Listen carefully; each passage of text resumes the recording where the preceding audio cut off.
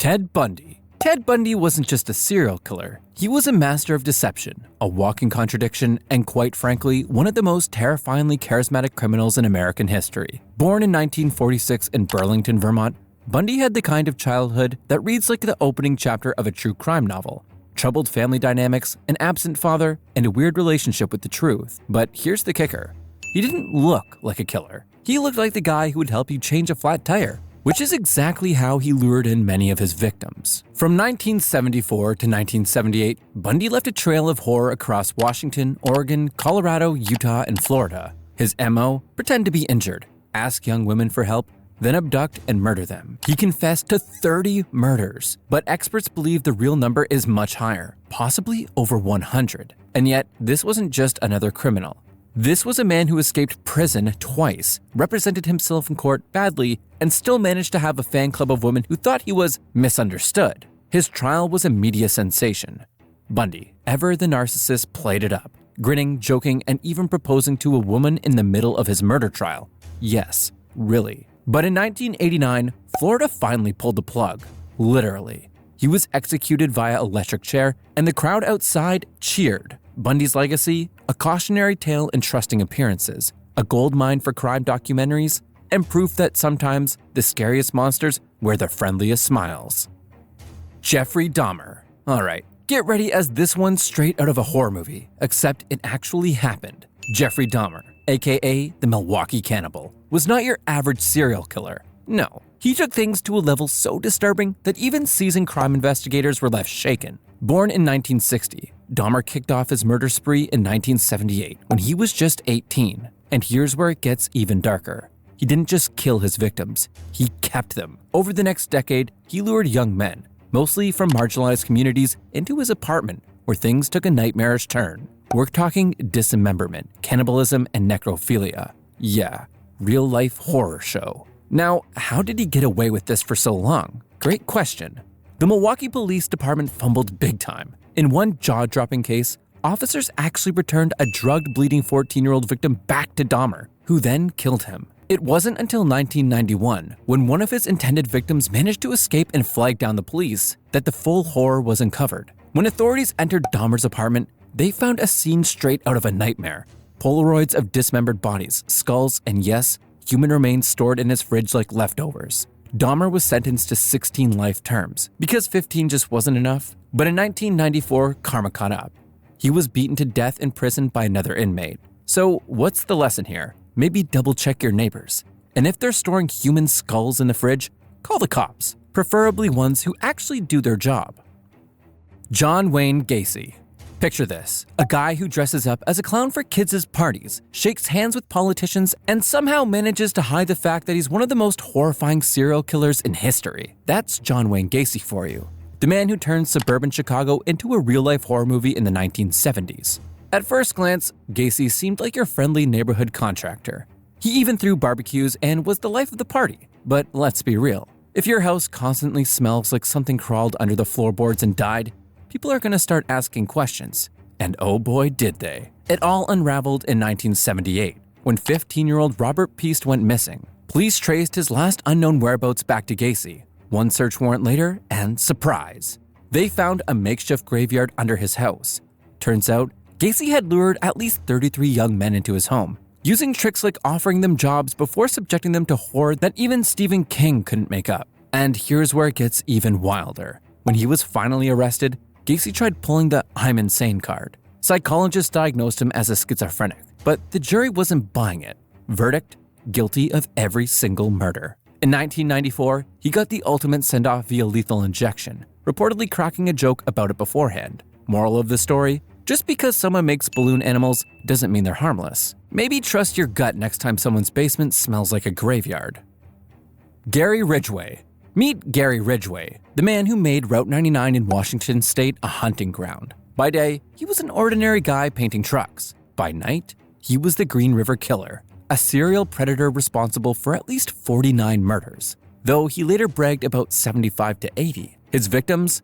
Mostly young runaways and sex workers, lured with a smile, then strangled and dumped like discarded trash. His crimes began in 1982, and for nearly 20 years, he played a twisted game of cat and mouse with law enforcement. Bodies kept turning up, but Ridgway stayed one step ahead until DNA technology caught up with him in 2001. That's when investigators finally linked him to the murders, and his mask of normalcy shattered. Facing the death penalty, Ridgway took the coward's way out. He cut a deal. In exchange for life in prison, he gave up the locations of missing victims. This wasn't out of remorse, he just didn't want to die. And if that wasn't chilling enough, he showed zero emotion when describing his killings, sometimes even smiling as he recounted details. Even after his conviction, the story wasn't over. In 2020, one of his youngest victims, 14-year-old Wendy Stevens, was finally identified. And in 2023, another victim, 15-year-old Lori Ann Respontic, was named decades after the remains were found. Ridgway is now rotting away in Washington State Penitentiary. No parole, no chances of release. Just a lifetime of staring at concrete walls. A far cry from the dark woods where he left his victims. Richard Ramirez. Richard Ramirez wasn't just a serial killer. He was a walking horror movie with bad hygiene. Seriously, the guy smelled so bad even the devil himself would have handed him a bar of soap.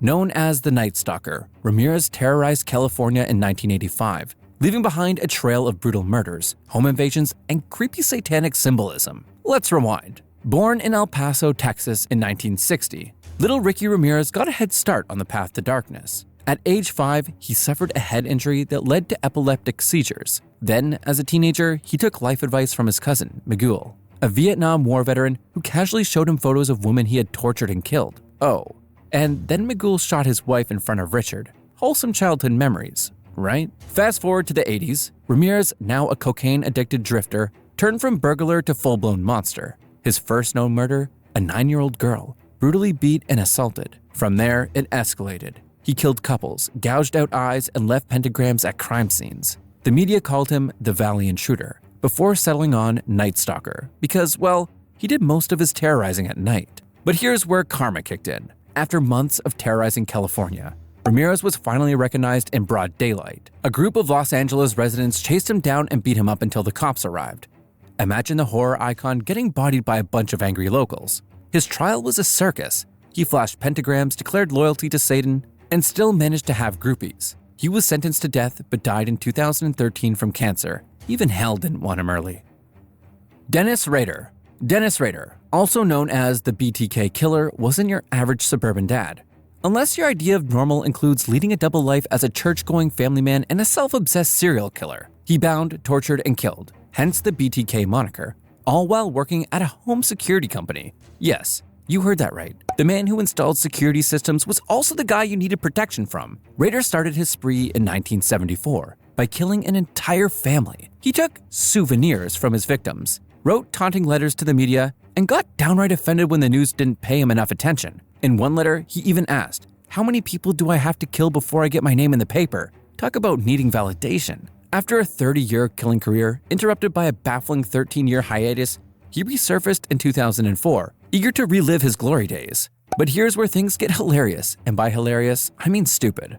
He asked the police if they could trace a floppy disk he was planning to send them. They of course said no. Liars. He sent it anyway, and within weeks, he was in cuffs. The kicker, Rader, who thought he was the smartest guy in the room, was caught because of his church computer. That's right, the same place where he served as president.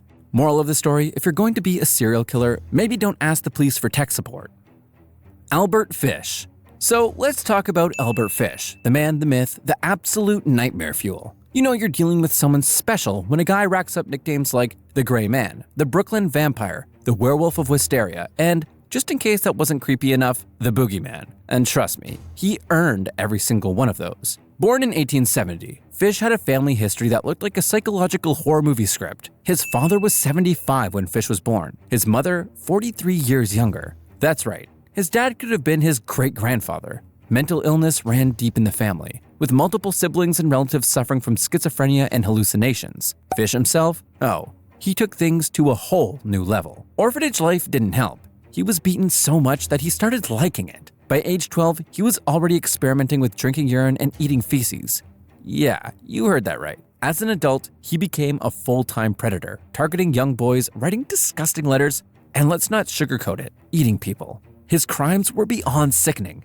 He kidnapped, tortured, and mutilated children with what he called his implements of hell: a meat cleaver, a butcher knife, and a handsaw. And just when you think it couldn't get worse, he was also shoving needles into his own groin for fun. An X-ray later showed 29 needles jammed inside him. How do you even sit down at that point? Eventually, the law caught up with him, and in 1936, the electric chair sent Fish straight to whatever it is that people like him go. And get this, his last words, "I don't even know why I'm here. Albert, buddy, we all know exactly why you were there." Ed Gein. So, Ed Gein, the man, the myth, the nightmare fuel. If there were a good championship for the most arranged home decor choices, he'd have taken gold. Gein wasn't just a killer. He was a handyman of horror, a DIY enthusiast of the macabre. His little hobby? Turning body parts into furniture and fashion accessories. Moreover, Martha Stewart. Born in 1906, Gein had what one might call a complicated childhood. His father was an alcoholic, and his mother was the human equivalent of a never-ending horror movie monologue, constantly preaching about the evils of women while keeping Ed and his brother Henry isolated from the world. When Henry had the audacity to question their mother's influence, he mysteriously turned up dead in 1944, his head sporting some very non-fire-related bruises. But hey, the authorities shrugged it off as an accident.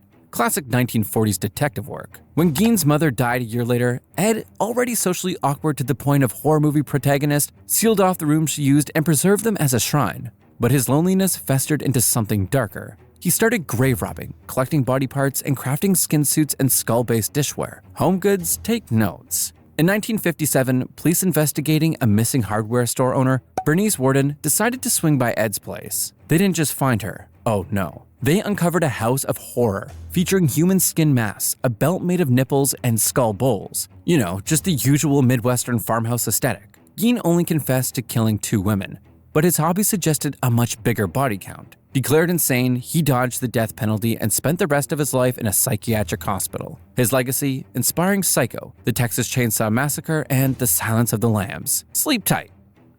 David Berkowitz. Now, let's talk about David Berkowitz, the son of Sam, the guy who single-handedly turned 1970s New York City into a horror movie. Berkowitz wasn't your typical bad neighbor.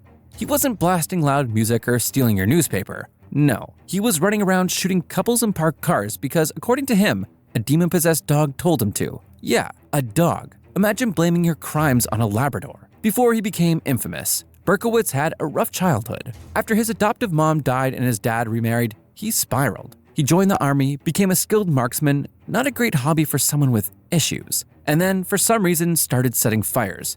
1,500 of them. This man was playing Grand Theft Auto in real life. His killing spree started in 1976. He targeted young couples, mostly women, and left behind cryptic letters taunting the police. The media ate it up, and soon the entire city was terrified of the son of Sam. The guy even claimed he was on a mission from a demon.